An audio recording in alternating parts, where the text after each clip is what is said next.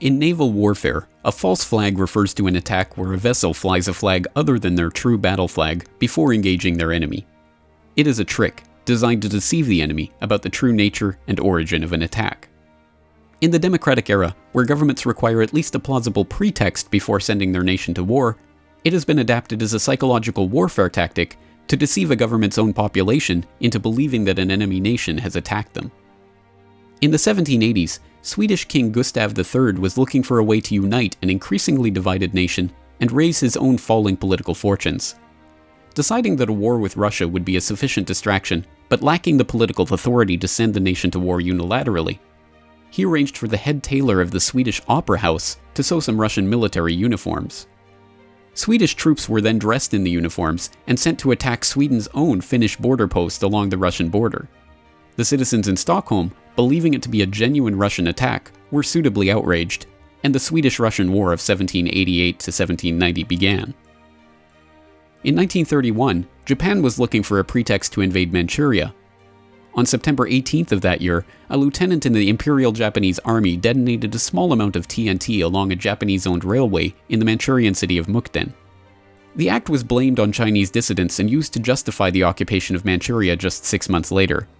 When the deception was later exposed, Japan was diplomatically shunned and forced to withdraw from the League of Nations. In 1939, Heinrich Himmler masterminded a plan to convince the public that Germany was the victim of Polish aggression in order to justify the invasion of Poland. It culminated in an attack on Sender Gleiwitz, a German radio station near the Polish border, by Polish prisoners who were dressed up in Polish military uniforms, shot dead, and left at the station. The Germans then broadcast an anti-German message in Polish from the station, pretended that it had come from a Polish military unit that had attacked Sender Gleiwitz, and presented the dead bodies as evidence of the attack. Hitler invaded Poland immediately thereafter, starting World War II.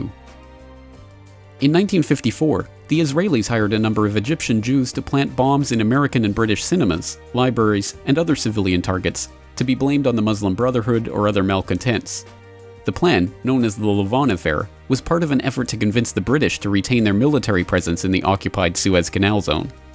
Several bombings took place, but the British were ultimately forced out after Nasser nationalized the canal in 1956.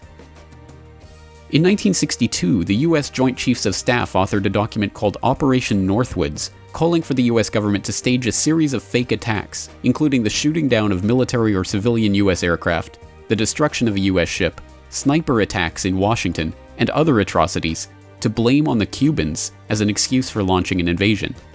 President Kennedy refused to sign off on the plan and was killed in Dallas the next year. In August 1964, the USS Maddox, a U.S. destroyer on patrol in the Gulf of Tonkin, believed it had come under attack from North Vietnamese Navy torpedo boats, engaging in evasive action and returning fire. The incident led to the Gulf of Tonkin Resolution, authorizing President Johnson to begin open warfare in Vietnam. It was later admitted that no attack had occurred, and in 2005 it was revealed that the NSA had manipulated their information to make it look like an attack had taken place. In June 1967, the Israelis attacked the USS Liberty, a U.S. Navy technical research ship off the coast of Egypt. The ship was strafed repeatedly for hours in an apparent attempt to blame the attack on Egypt and draw the Americans into the Six-Day War, but amazingly the crew managed to keep it afloat. In 2007, newly released NSA intercepts confirmed that the Israelis knew they were attacking an American ship, not an Egyptian ship as their cover story had maintained.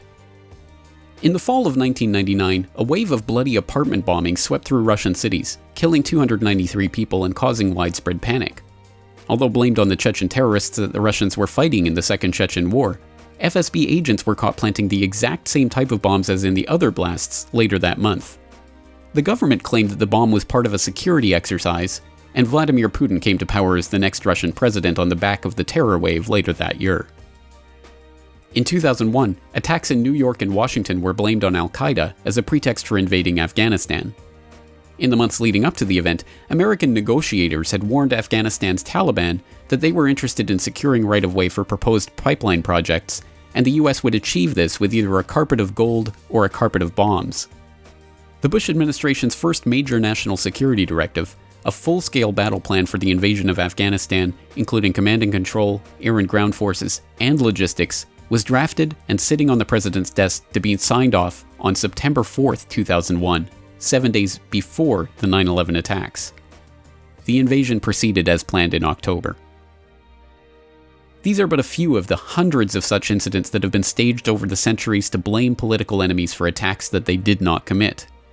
The tactic remains in common use today and will continue to be employed as long as populations still blindly believe whatever their governments tell them about the origins of spectacular terror incidents. And read for yourselves the verdict reached by our intelligence community about the chemical weapons attack the Assad regime inflicted on the opposition and on opposition-controlled or contested neighborhoods in the Damascus suburbs on the early morning of August 21st. For more news and information, please follow the RSS feeds at CorbettReport.com, subscribe to this YouTube channel, or follow us on Twitter @CorbettReport.